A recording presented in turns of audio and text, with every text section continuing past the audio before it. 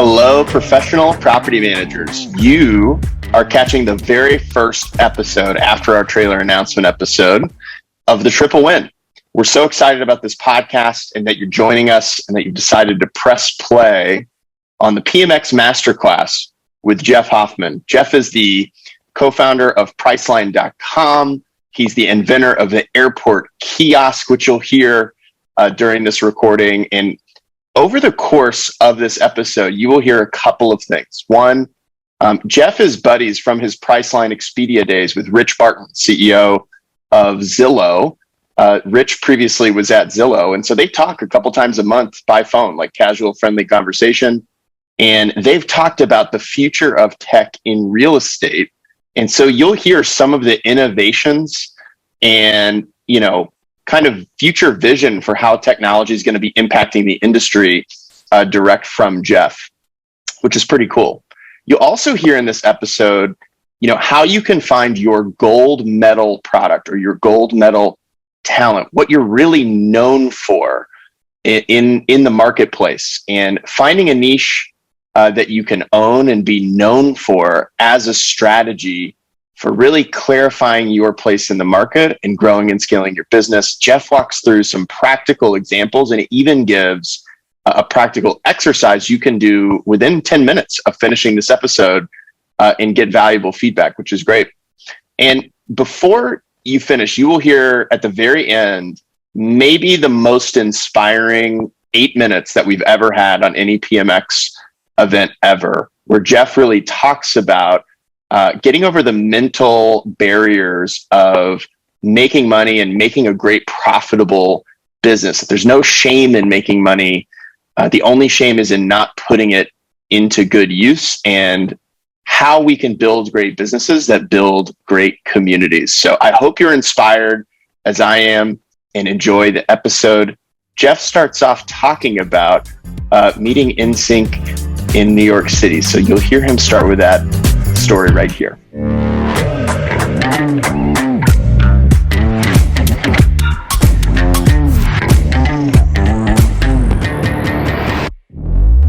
When I took this break from tech, I started a music biz, and I was doing tours and concerts. And at this moment in my life, I was actually on tour with the band NSYNC, with Justin Timberlake and the NSYNC guys, and we were on tour.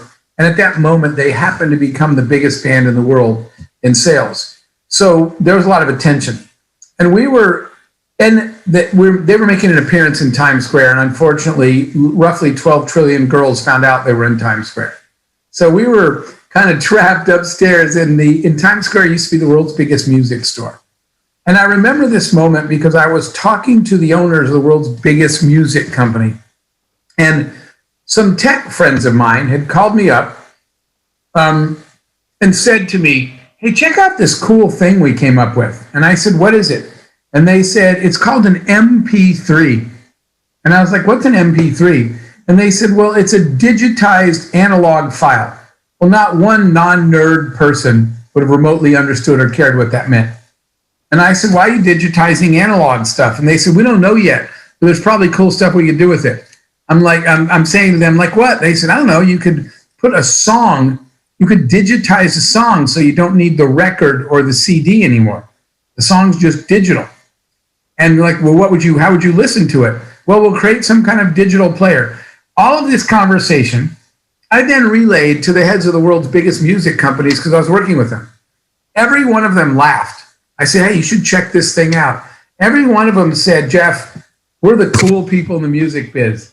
We have zero interest in what you and your nerd friends are doing. Thanks anyway."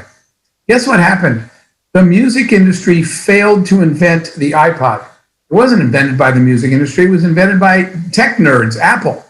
Guess what else they failed to invent? iTunes, a way to sell the song. Guess what happened in the music biz? Millions of people lost their job in every music store everywhere. Billions of dollars lost. And all that money was made by... Back then, if I'd ask you who's going to be the king of music 5 years from now, no one would have said Apple computer. You'd be like, "Jeff, they make Macs. They have nothing to do with music." This is happening again in every industry. Tech companies are creating products that are going to change everything. So I'm going to give you some examples in a minute. And Andrew, this is going to be a long answer because it's probably the most important one. Okay. Here's the good news. The first people to see what's coming next, right? Don't you wish you were the person that said, whoa, wait a minute, digital song, there's got to be something I can do with that. Because you would have been the one making all those, in this case, billions of dollars. So you want to be the first people to see the new ideas, the new tech, the new trends before other people in the industry did. So what I'm telling you is, don't spend so much time comparing yourself to competition of other property management companies. Spend some time looking to see what tools the world that you don't ever look at, that knows nothing about it. I'm going to give you one more example. Is creating. Then we're going to talk about what's being created out there that I've seen that for your industry specifically. I'm going to give you a crazy example. I was telling this very story to people that we have to look in these unseen places. By the way, I schedule time every single day, and I encourage you to do this. I call this isn't a real word, I call it info sponging. But my idea of info sponging is every day, here's what I want you to do. I do it in the morning when I first get up. For the first 20 minutes of your day, that's it, 20 minutes, 15 minutes. The rest of the day, you can do property management. For 15 or 20 minutes every day, you do not work in the real estate industry. You are not a property manager. What you're going to do for 15 minutes is you're going to learn one new thing every day.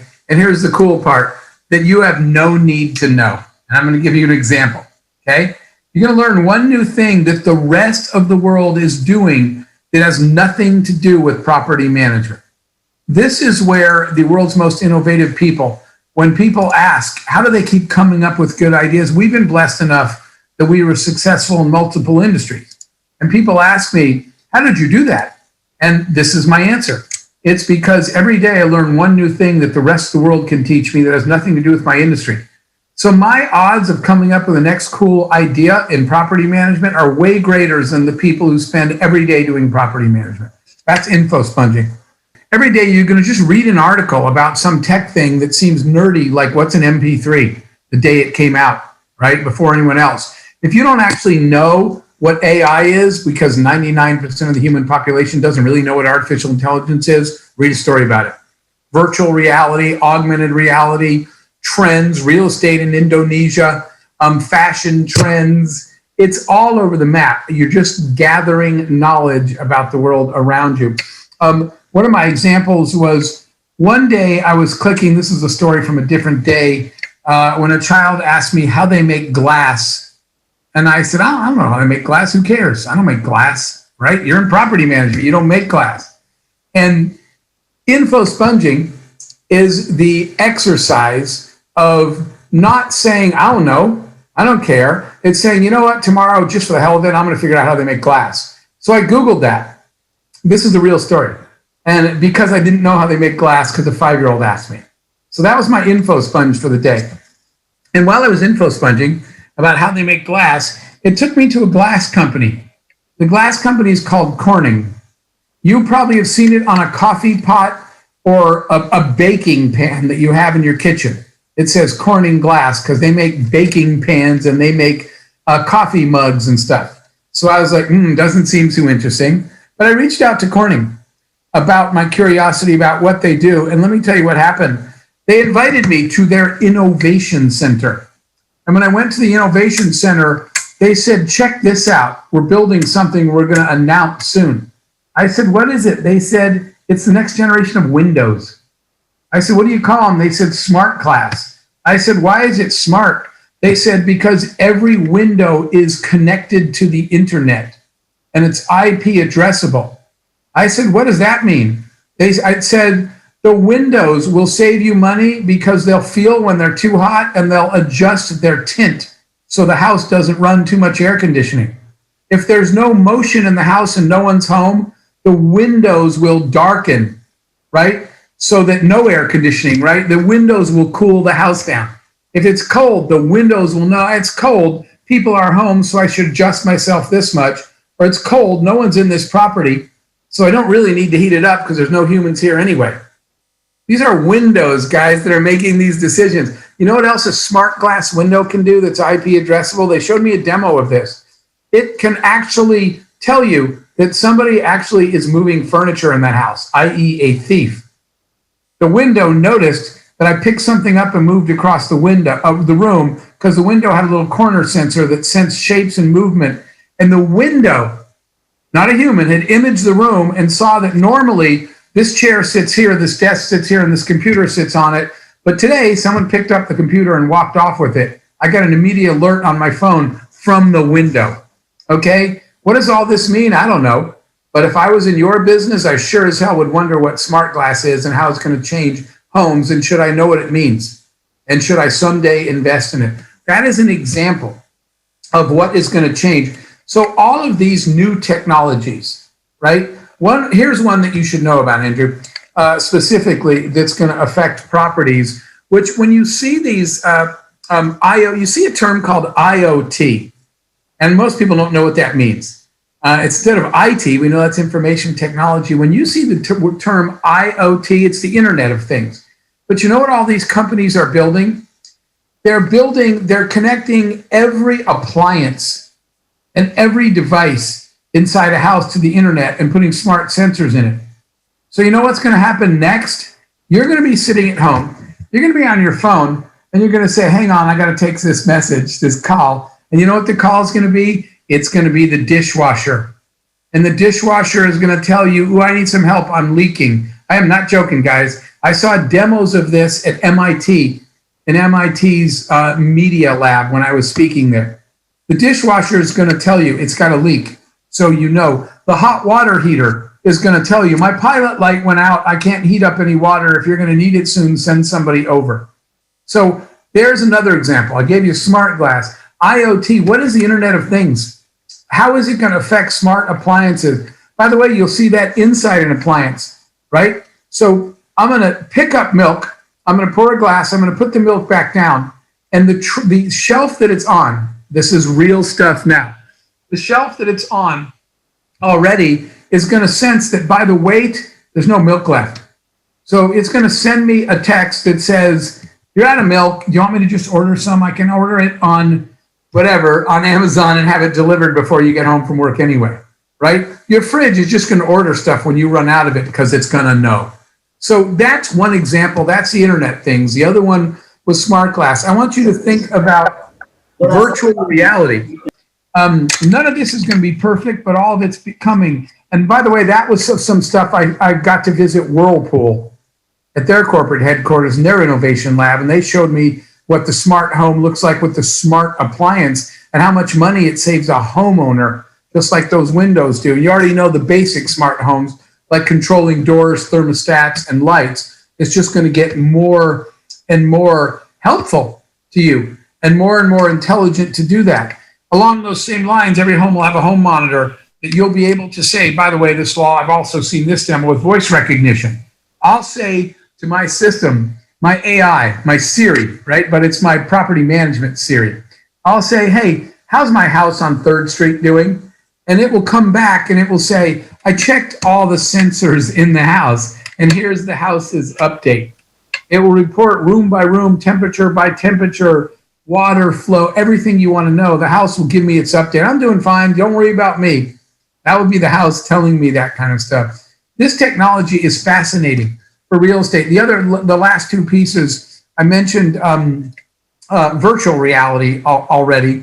As these sensors, cameras get tinier and more powerful. There'll be the camera in the home. You guys do this sort of 360 VR tour in the real estate business today, but that is nothing. I don't know how many people here have ever put on an Oculus headset and done real VR. The difference of putting on a real VR headset is it's not a tour, you're in the house.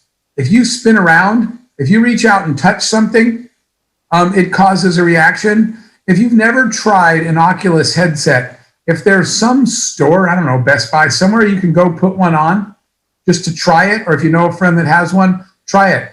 But I'll tell you what, pretty soon the cameras, I actually got one from one of the companies that snaps onto a cell phone that creates, you have to render a home, right? You have to shoot a certain type of video and render it to be able to walk through it with an Oculus with a VR headset.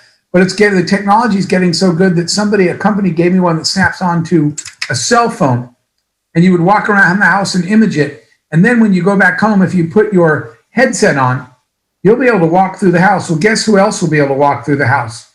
Either a tenant that's thinking of doing it. And what I'm telling you is it's not the VR tours that you have now. It's putting on real VR headset and walking around the house. The tenant can do it. You can do it. The landlord can do it.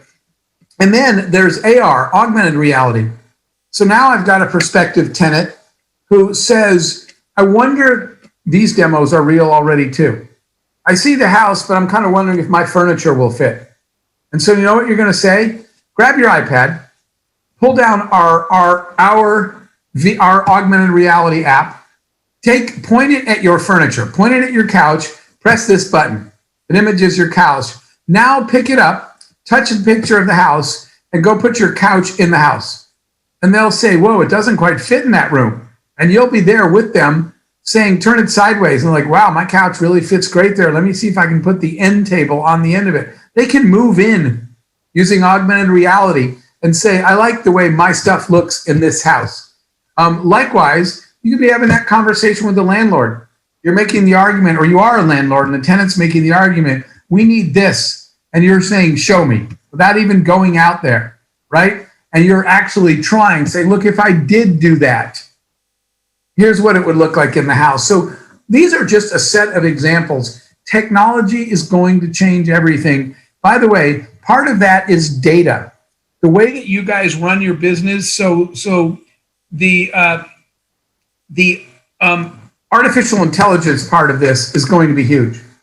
Because AI, if you're confused by it, AI is about pattern recognition. Everybody talks about AI like it's something bigger than it is right now. It isn't. What AI is today is pattern recognition. What that means is it's watching your industry and your customers to try to figure out what they're going to do next. A perfect example of that is all the AI software. Here's the COVID version. By the way, really good news if you're a property manager post-COVID, because post-COVID, way less people are going to buy because now they can live wherever they want and they can work for multiple companies because they don't have to be physically down the street from the office anymore. Post-COVID, when remote work and online work continues and becomes an option for people, they can live where they want and they can work for different companies that aren't in their city anymore. So a lot less people will buy a house and then, I said that wrong. There'll be a shift in the number of people. There'll be an increase in the number of people that want rental properties because they don't have to commit long-term because they don't have to live in that city anymore to work for that company the rest of their life. There's going to be a shift in the way people rent and the way people buy investment properties and the way people buy real estate. All that's changing as a result of the work from home technology. All COVID did was accelerate that, but it's going to drive a shift in your industry. So AI, there's software that's studying every bit of data, every transaction. And this AI is software that's predictive. It's software that helps you say, what neighborhood do I want to be a landlord in next and why? So that's what AI is about. AI is about this intelligent look at the data to tell you, and I saw some new tools being developed by some companies who are not in your industry. They're friends of mine in the tech industry, and they are looking at your industry. They are looking at not only real estate from the top down, but property management specifically, because they feel like the commercial real estate market and the residential real estate market are going to be changed dramatically by a virtual Zoom-like workforce. So they're running all these analysis. They're trying to figure out what's the price point, what's the perfect property, what's the location of that property, where are people going to show up next. For example, there's been a huge move. I'm in Florida. A huge move of people out of places like New York and California to Florida recently. And that is because of the difference in politics and governor and rules and regulations. Guess what AI does too? It looks at all that. It looks to see Democratic or Republican senators, governors, mayors, their track record, their history. And it says, this is probably going to be a good town to live in based on all that data. So if I were you, I'd get some property there before everybody moves there. That's AI is going to drive it too. So that was a lot of stuff, guys. And I know, Andrew, that was a really long answer, but don't be afraid of this stuff. Be excited. The reason I told you Info Sponge is what you want to do is be the person that takes a few minutes out of every day to leave the industry, to read about all this stuff. So the goal is the world's innovators, they're not smarter than you. They just saw this thing coming before everybody else did. How did they see what was coming? Because they were looking. That's what I'm telling you to do. You got to look. I would have never encountered smart glass or visited Corning if I wasn't literally poking around to see what's new in the world of glass. What a completely random thing for me to look for, because I don't make windows, I don't make glass, and I don't really care. What I'm telling you to do is care about stuff. That's why info sponging is learn one new thing every day that you don't need to know. All right, I swear I'll shut up now, Andrew. Jeff, that was great.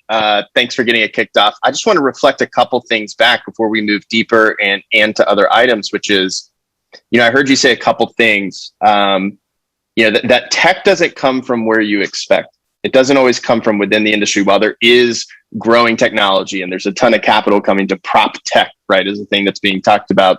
There's a lot of things that happen outside the industry, and you want to be aware of that. Stop competing against, because it comes from inside and outside, but it definitely comes from inside too. I'm just saying, look at both, and to not be necessarily so concerned about competing to the small business to the left or right of you, and to look at innovation. And you talk so much about innovation. Info sponging is the practical kind of daily discipline to develop that lens and that eye for where innovation can be coming from and how you can be a part of it. I love that you mentioned Corning, because that's a company, if I'm right in thinking of the right company, it's a glass company and has been a glass company, but you would think like commodity type of company, but they are so radically committed to innovation that they're a company that has survived for 170 years. And they've reinvented themselves over and over again. That's exactly why. And by the way, I'm glad you used the word PropTech, because I've gotten 2 calls in the last 2 weeks from people not in your industry, people with huge sums of money, asking me this: what's the next big technology in PropTech? There hasn't even been that term for that long, right? A term called PropTech. And it's all about property, it's property management technology. And so there's people outside of your industry with a lot of money to invest in it. I get that question. They're saying, have you seen a PropTech company that we should be backing that's going to change the property management industry? So there's, a lot of sharks swimming in the waters, but these are well-funded sharks. And PropTech is a hot industry now, just as Andrew said. Hey, just a couple more things. One is I wish they could have had my dishwasher talking to me during quarantine. At least we could have had more company, during that time. But what you said about IoT, VR, AR, data, AI, pattern recognition, and how that can turn into prediction. These are the kind of things to have your finger on the pulse of. And I saw some comments in the chat of like, man, so much of this technology, it's so expensive today. And we have to remember, I think, that cell phones used to be extremely expensive, right? Computers used to be extremely expensive, but as the technology matures more and more, and it becomes more and more accessible to more people, there's going to be different entry points, right, for folks. And ultimately, the value of being ahead and really differentiated, there's value to be created and monetized there. And there can also be a time at which it's appropriate and it's more affordable and accessible to a larger folks or different audience. Would you have any advice on that, of like evaluating technology and knowing when to just stay aware versus? I'm going to go a little beyond that, because some people's first reaction to that is, what happens to us with all this technology? And actually, this is good news. You become even more important. Okay. Let's say I'm an investor. I own a lot of properties that you manage for me. All this stuff, admittedly, is overwhelming. So you know what you become? You are 100% my consultant. You are anyway, but this is a whole nother level of consulting. I own properties. I'm reading about all this stuff, smart homes, everything we just talked about. And you know what I want? I want the concierge level service. I want you to say to you, what is all this stuff? What should I be using? Am I getting benefit of this stuff? So you are just like a financial manager is to a client that says, I don't really know how to do a 401k or what an IRA is or what a 529 plan is. Just I want to feel, here's what you're selling. You're selling comfort, right? You're selling assurance. No machine's ever going to sell that. No computer. So as an owner, as the investor, what I need to know is, oh my gosh, there's all these new technologies. How do I know I'm getting most use of them, right? Should I be using this stuff? Should it be in my properties? And are we following the trends? Everything I just told you about is overwhelming. And someone wants you to say, I'm on it. I've researched all this stuff. We're already incorporating the tools we should. They're in the properties. I'm accessing the data. We're using AI to study trends so we can make sure that we're getting pricing right? They want to buy comfort from you and expertise. They want you to tell them, I'm on top of it, so you don't have to be. That job ain't going away. That job's becoming more valuable. I've had times literally where what I wanted to do was push all the stuff in my inbox on my desk to somebody and say, go through all this and just tell me what I need to know, right? Because it's too much stuff and I don't have the time. That is exactly the same, right? I obviously have a lot of friends who employ your services that use the property management industry for the properties that they own. And so we have this conversation. They're like, Jeff, I can't look at all this stuff. I don't have time. And so what they can't say is, so I just don't care. Because then they're wondering, am I using the right property manager? Because I'm going to make up a dumb example. One of my friends said that he was advised to invest in smart glass because the investment repaid itself in 6 months and returned on his investment, right?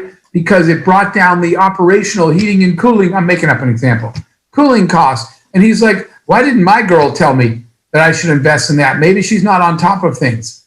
So your ability to sell comfort to a client and assurance that you're on top of it and I'm getting the best of it, that is a product that's never going to go away. So all that tech, Andrew, it is a lot of stuff. And it's a lot for us to stay on top of, but that's a job, and that's a job people will pay for.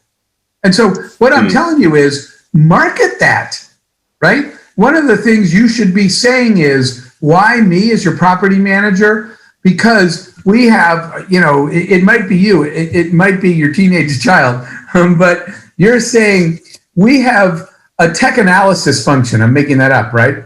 We have a tech analysis arm. That arm might be, like I said, your college son. But we stay on top of, we intentionally analyze all the property management technology. We assess it. We'll give you a report. And you can always rest assured, here's comfort again, that we won't miss recommending technology to you. You're never going to be the one that your friends say, how come your property management company didn't suggest this? So that makes sense to everybody? That's a real job, but you should be marketing it. You should be telling people, I'm your tech person too. I'm not telling you you have to be a tech person. I'm telling you have to stay on top of it enough that when something sounds really interesting, you ring the bell. Say, hey, I'm not sure what this is, but we better look at it. That's a job for you. That's really great, Jeff. And I'm going to use that to kind of segue here so we can cover a couple more things before we wrap up. But talking about how property managers create and monetize value, what I hear you saying there is the expertise of a property manager in staying on top of and living in this role and on top of the trends and being able to communicate and educate, the market on that and how you're leveraging it, how they can leverage it to get the best results, to have the best experience. That's really, you want to be known for that expertise that you own. And so I'd love for you to talk a little bit about standing out in your market. And, you use the term gold medal product or gold medal talent. And I'd love to work our way there because I feel like you do such a great job explaining this and you've got great stories as well. So can you tell our audience a little bit about that? Every one of us has the same challenge, and that's to stand out, right? Why would anybody do business with you? Why should people pick you? So we have this thing, what we want you to focus on is your gold medal ability, right? And I'm going to break this into two pieces, sort of gold medal talent and gold medal product. But here's what it means. What is it about you? And it's the answer to this question. If you could give me one and only one reason I should do business with you, what's the one single most distinguishing thing about you that separates you from everyone else? Okay, you guys should really think about that, because the mistake that people make in marketing is that they try to do everything. When you are telling a customer, we're fast, we're friendly, we're whatever, we're cost effective, pretty soon the intuitive thing to do is to try to convince me. In fact, I'm going to give you guys a real example real quick. All the reasons I should do business with you. But the problem is, the more reasons you give me, the more you sound like everybody else, and I can't remember you or distinguish you. So I'm going to tell you a real example of a physical product, then we're going to bring it back to this. This was a product. This was a guy that came to me, a company I was coaching, and his product was a TV mount. It's a wall bracket that you mount a big flat screen TV if you live in a townhome or apartment, right? Or a house, whatever. But it's a wall mount to mount your big screen TV. So he worked really hard on to get a deal with Target, and he got these put in Target. And he thought his sales were going to take off. And they didn't. And he called me and said, I don't know why I'm not selling these like crazy. I said, and I want you to think about this, let me see how you market it. So remember the question I asked you at the beginning. What is the one single most important reason, only one, if you can only pick one reason I should do business with you, what would it be? That is not what we tend to do. So I said, let me see your marketing. His marketing had 5 reasons. On the package and on his website and in every letter that they went out, everything customer facing, he said, the reasons you should buy my TV mount are that it's easy to assemble, it's lightweight, it folds up when not in use, it's competitively priced, and it's made out of the same steel as aircraft. Okay? Those are the reasons. So what are yours? You're probably listing a bunch of reasons people should do business with your property management company. But here is the reality. People stand out from the crowd by picking a horse to ride. The horse to ride is the one most distinguishing thing about you. That is your gold medal talent. Okay? That is the thing about you that separates you from everybody else. Now, you're still going to tell them all the other great reasons. But what I'm telling you about is how to market and how to stand out in the crowd, which is to pick the thing. By the way, that gold medal talent of yours is the one thing that you know. Remember, I said if you were going to ask somebody to give me one and only one reason, the one most important reason. Now, I want to share with you a quick exercise I want you to do. I want you, not right now today, but I want you to text or email 10 people that have already done business with you, 10 customers. And I want you to ask them all this question. I want you to ask them to give you the one, only one, single most important reason that they chose you to do business with you and your company. Here's what you will find when you do this exercise. Remember to do this later. 8 out of 10 of them will say the same thing. And this is my favorite part. 9 out of 10 times, that's not even what your marketing says. So let me show you what I mean by that. I challenge you to do this exercise. That thing is that gold medal talent is the asset about you that stands out the most. So remember, I tell him, I want to go with you to Target and I want to see your sales. So remember that his sign, his sales, his package literally said, lightweight, easy to assemble, folds up when not in use, competitively priced, and made out of aircraft steel. So we go to the store because he's trying to sell. So he's telling you all the reasons you should do business with me. And I wait in the store and I pretend I'm looking to buy a TV mount. And I wait and I watch people come in and look at all your competitors and pick one. Each time somebody picks his mount, I stop them. And I say, hey, I'm looking for a TV mount too. Just bought a new TV. Why did you pick that one? Let me tell you what happened 10. We stayed there long enough to get 10 customers. 10 out of 10 people said this. They said, I don't know what the hell aircraft steel is, but I want that. 10 out of 10 people said that. I said, really? They said the other crap's nice, but I really picked this thing because that TV is the most expensive thing in my home, and I don't want it to fall. So if this steel is good enough for aircraft, it's good enough to hold up my TV. So do you know what we did?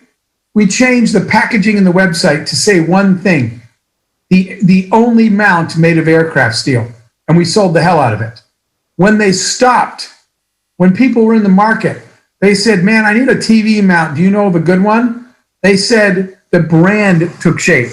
They said, get that one that's made out of the same steel as aircraft. I know your TV will never fall. So when they went into the store, people are looking for you. People are walking in and they're saying, where's the, do you have that thing that's made out of aircraft steel? So we didn't even, the company name didn't even matter anymore. That thing needs to be, that thing about you, I'm going to give you an example in your industry, needs to be 3 words you should write down: distinguishing. What is the one most distinguishing thing about you over everybody else that you can think of? That's why I want you to ask 10 customers, because they'll tell you, why did you really choose me? And they might be like, well, actually your prices weren't the best, but your data, you have data that no one else could give me. I'm giving you an example, right? There's something about you they chose. Distinguishing is one. Second is memorable. Aircraft steel is pretty memorable, right? At Priceline in those days, we are the name your own price company. No one else allowed you to name your own price, to make a bid. We stood out. We're the name your own price company. No one else could say that. It was easy to remember. The third thing is powerful. It has to be something people care about. If you're marketing to clients who don't really care that much about price, quit talking about your price. They don't care anyway. Why are you telling them about price if it's not even in their mind? What is the thing they're thinking about? So my question to you again is, what is your aircraft steel? So I'm going to give you an example in the real estate. This is a real estate agent, not a property manager. But this is a friend of mine who is a mega dog lover. In her side, she runs a real estate business to feed her dog habit. She runs a dog rescue business. It's all volunteer. It's all nonprofit on the side. When there's a dog that needs rescued, an owner dies, there's an abuse case, whatever, everyone, like in her whole state, reaches out to her and calls her and says, come save this dog. So she's been on the TV news to adopt dogs. None of this has anything to do with the real estate. When I would ask her about dogs, she would say, well, we can talk about that after we talk about business. And then I started to notice something, that when she started calling, I asked her to do the same thing. Call 10 clients and ask them why they really came to you. 10 out of 10 of them said, because my dog is my child and you were the only real estate agent that gets that. I said, what? Dig deeper into that. She said, well, I know where every dog park is, and I actually know what other dogs are in that dog park. I know what vet you should use. I know where the animal hospital is and the route from every house to the animal hospital. I actually know what dog food they sell in every pet store around here and where you should go to get it and where it's cheapest. And she said, there's nothing I don't know about dogs. And what we discovered was that people that picked her were people whose dog was like a child to them. And they were like, holy crap, if I'm moving with my dog, I want this lady to help me find a house, because the house will be everything I just told you. It'll be near a dog park. She'll know the neighborhood laws. She'll know the other dogs in the neighborhood. And if there's friendly dogs in the neighborhood and dog-friendly people, and where to buy the food and where the vet is and which vet to use. So we changed her real estate. I forgot what we called it. We didn't use dog. We used canine something. But literally, her website now has a picture. It's her surrounded by a bunch of dogs. And it pretty much says, her aircraft steel is, if your move is important to your dog as it is to you, I'm your girl. And her agency business took off because everybody knows what to reach her. Your instinct is to think, if I do that, what happens to all the people that don't have a dog? Here's what I'm going to tell you. Or what happens to all the people in the other case that don't care about how strong the bracket it is? When you have sold and serviced every single client that does care about dogs, we'll worry about that later, okay? When you pick a brand asset and win a gold medal at something and say, this is what I want to be known for that separates me from everybody else, don't worry about the people. This is a discipline problem. Companies that grow have the discipline to say, if you're not into dogs and you don't even have one, there's probably a better agent for you. When you have found, like I said, you have to have the discipline to take the customers that are going to love you, because you know what they're going to do? They're going to say, she's the only one that knows dogs. He's the only guy that uses aircraft steel. And your brand will spread in a way that people will be driving people to you, as opposed to them saying, I don't know, just pick a property manager. There's a ton of them out there. That's not where you want to be. You want to have the gold medal hanging around your neck so you are known for being amazing at something. Because let me close by saying this. How does that help you grow later? When you win a gold medal for anything in life, people give you a credibility, right? So when they see you on TV and they're like, oh, that's the canine real estate lady. Her business is crushing it. Maybe I should go to her, even though I don't have a dog. She knows her business is huge and it's booming and everybody loves her. This is, by the way, the conversation I had with Jeff Bezos a zillion years ago. When he had the discipline, people forget to only sell books. And people would say, what about people who don't want a book? Bezos said, then they can go somewhere else. I won't worry about them until I've sold everyone that wants a book. But you know what happens when you win a gold medal? You and I said, man, he only sells books now, but everything I've read about this guy and his company is amazing. I'm going to see if they'll help me too. So you and I started telling Amazon, it's our fault that Amazon's where it is today, because you and I said to Amazon, I know you only deal with book lovers, but I want to buy a watch. Is there any way you could help me with that? Why did we go to him? Because we knew he would deliver, because we heard all the book people raving about him. So what I'm telling you is, if your average customer score, I'm making this up, as a property manager was a 7, but then you switch to being the dog lady, right? The canine lady. Every canine customer gave you a 10 plus on every score. The rest of the world says she focuses on people with dogs, but everybody that's ever used her company gave her a 10 plus. I'm going to call her anyway. And pretty soon, like Jeff Bezos, you're not just selling books anymore.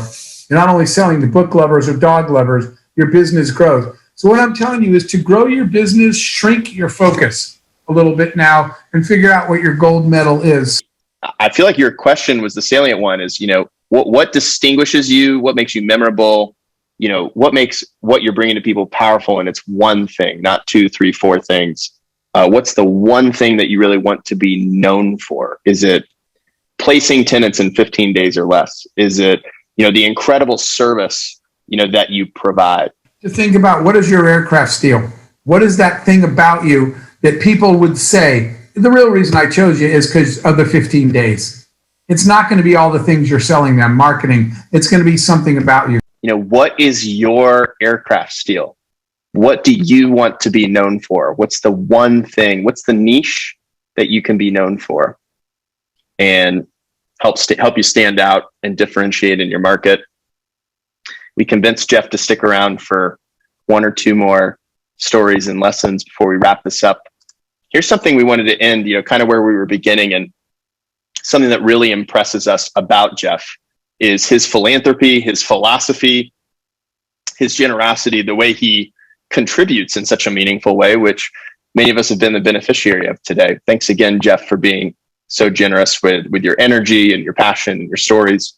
I'd love for you to talk about, generosity, and something we see folks struggle with sometimes in this business is, as you make more and more money, as you create more and more value and make more and more money, sometimes there can be a mental block for entrepreneurs of, that hitting their bottom lines and really growing that. You've said something in the past of that there's no shame in making money, but there's an end to that quote. And I'd love for you to share a little bit about that if you could. Yeah, let me sort of quickly share the story. I had a point in my life, and I'll do this fast, the short version of this, that things were going well, business was successful, and the company was making a lot of money. When people say to me all the time, why don't you just retire? Because there's 4 words on the wall behind me that make me wake up every single morning because it matters to me. So let me explain what they are and how I got to those.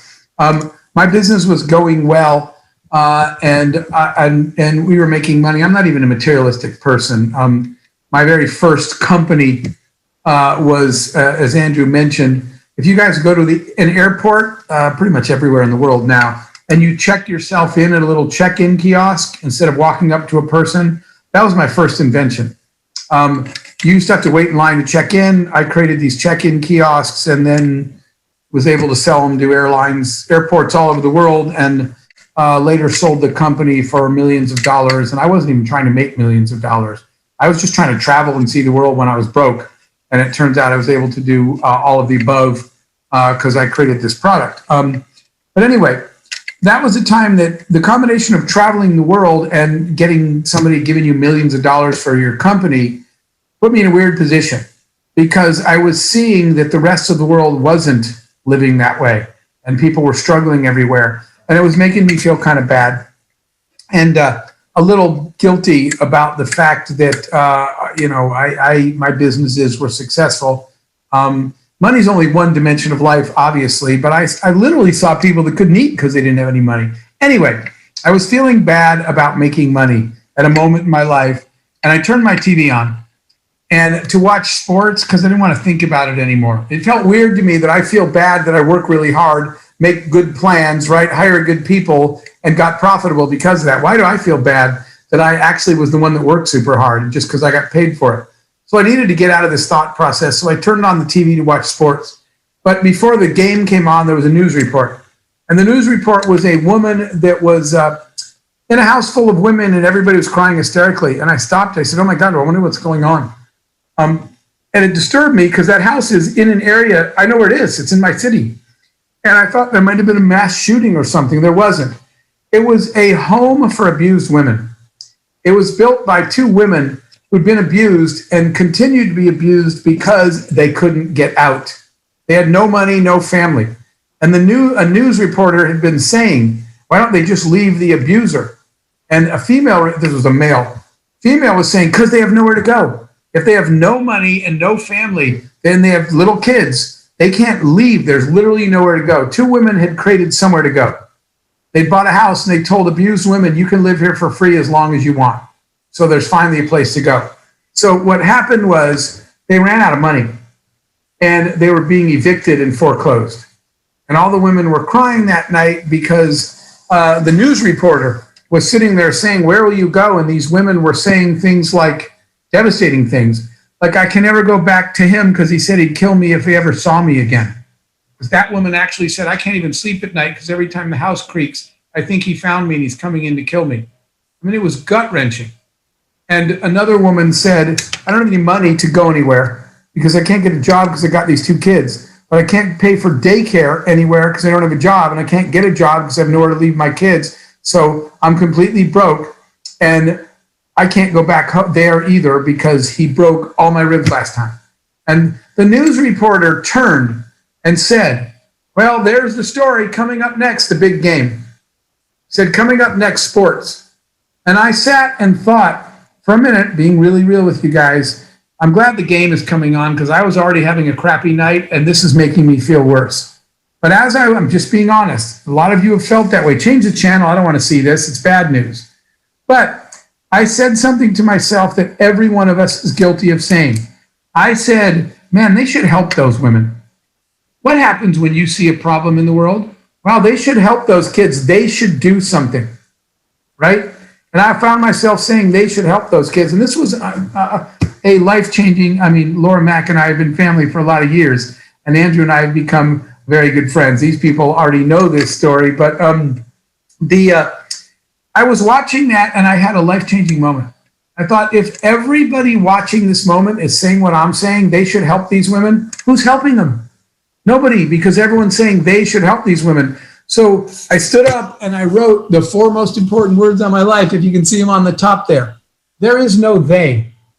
They don't exist. And I stood up and I wrote that. And I said, there is no they, man, it's you. It's your community. You're watching the problem. They don't exist. Go fix it. And it changed my life.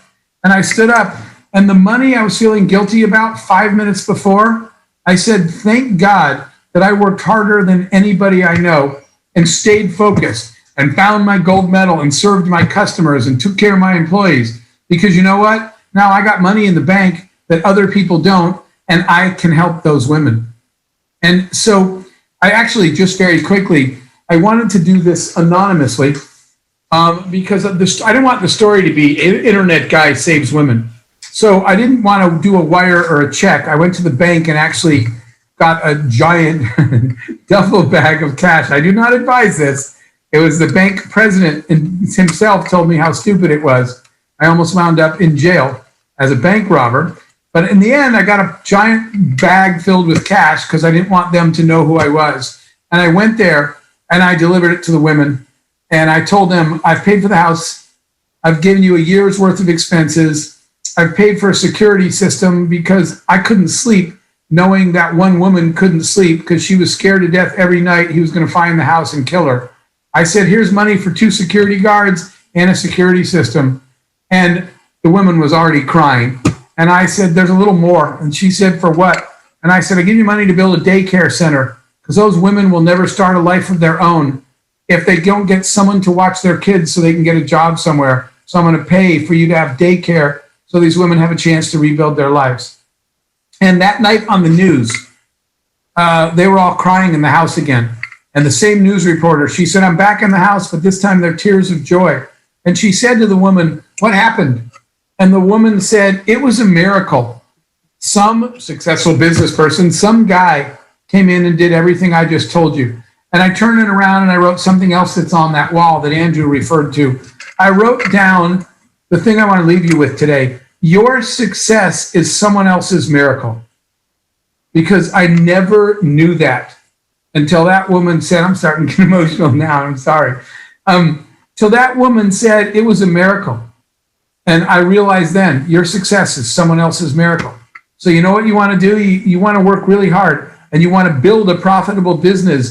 And then what Andrew and Laura and I talked about challenging you to do is it doesn't have to be big and it doesn't have to be a lot of money. But next time you see someone in your community that's hurting, guess what? There is no they. They're not going to help those kids. They're not going to help that family. You are. One of the times I just saw a story of a family that a man lost a teenage daughter to cancer. He still had 2 other kids, and his wife was, this was on the news, I don't know these people. His wife was hit head on by a drunk driver and killed instantly. In the same year, he lost his teenage daughter and his wife. And because the car was totaled and he had gone broke taking care of his daughter's cancer thing, they repossessed the car. The other car was totaled. He lost his wife. He was unemployed, broke, with no car, no way to get a job. I was watching that on the news, but you know what? There is no they. So I'm just telling you a real story. I actually got in my car, drove over there, just handed him the keys and said, just take this car. I'll figure it out. My ability to get another car is much greater than yours, and you can't drive your kids around and get a job without one. So just take this car. There is something you can do in your community for you to become the they, because there is no they. So I just wanted to end with that. Andrew and I wanted to challenge you. I want you to be profitable. We all do. That's why we're here today. But we just want you. Again, there's no shame in life in making money. The shame in life is in not using it to help others.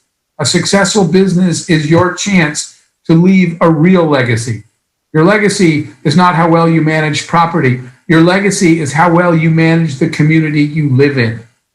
Did you do something to help someone where you live? And there's no reason you can't, even if you don't have a dime. One time, I know this is going to sound stupid now. One time, I sat on the curb and I put my arm around an elderly black woman who was sobbing hysterically. I didn't realize where we were. We were outside the unemployment line, and they denied her unemployment check because there was a technical error. And she was a single mom with 4 kids. And she told them, I can't feed my kids. And they said, come back next month. And just because I did something that didn't cost a dime, I just was walking by and I made a U-turn because everyone else was just going around her. And I sat down and I put my arm around her. I said, are you okay? And she said, not at all. And I said, tell me the story. That cost me nothing. If I hadn't stopped, everything would have been different for her and me. I wound up connecting her to all my friends, and everybody I know fed her and her family till she got back on her feet. That cost nobody anything. People did that out of their hearts. There is no they, guys. It's you. Thank you guys so much for having me today. Jeff, I just want to say thank you so much personally. You really inspire us. Thank you so much. Wow. What an episode with Jeff Hoffman. I hope you enjoyed it as much as we and the 200 plus professional property managers who joined us live and registered for that event did as well. So you can catch more content on the podcast, on the Triple Win podcast in episodes to come. But if you're looking to join us for some of these episodes, which are from live events, you can join our private Facebook group or stay up to date on the events calendar. If you want to ask questions directly and get things answered by these global thought leaders and industry experts that we're going to be bringing on, you can go to rbp.secondnature.com and just find the portion of the page where we're sharing what our events are coming up, how you can register, what resources are involved. If it's a sponsored event, if there's a cost to the event, you can see all of that there and decide if you want to join us, or if you prefer to stay subscribed to great content like this through the podcast. So with that, I just want to give a thank you to Carol. Thank you to Jeff Tucker, who are the amazing people taking these episodes, getting them edited and getting them produced. We've got an amazing team behind this. And I know they would appreciate it if you shared your feedback with us, what you loved about the episode, what kind of content you would love to see, what conversations do you want to see as the future of property management is being built through these conversations. And with that, we're going to leave you for now until the next episode of the Triple Win. Take care.